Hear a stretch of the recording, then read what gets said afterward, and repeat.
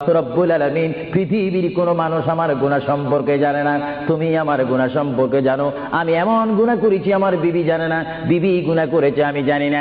আল্লাহ তুমি সব কিচ্ছু জানো, হে আমার প্রভু তুমি আমাকে মাফ করে দাও।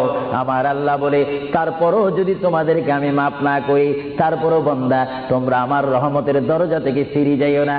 আমি তোমাদেরকে হুকুম দিচ্ছি, ওয়ালাউ আন্নাহুম ইয যালামু আনফুসাহুম যাউকা, বান্দারে যদি গুনাহ করে ফেলো আমার রহমত থেকে মুখ ফিরিয়ে তুমি চলে যাইও না।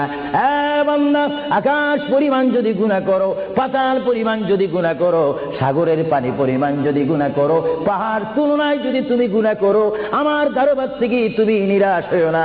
বান্দা আমি তোমাকে একটি রাস্তা পাঠাই দিচ্ছি, একটি পথ তোমাকে আমি দেখাই দিচ্ছি। সেই পথটি কোন পথ তোমরা জানো? ওয়ালাউ আন্নাহুম ইয যালামু আনফুসাহুম যাউকা, বান্দারে যখন তোমরা বরবাদ হয়ে যাবে তখন তোমাদেরকে একটা পথ আমি তোমাদেরকে দেখাই দিলাম। সেই পথটির নাম হচ্ছে আমার রাসূলের মদিনা।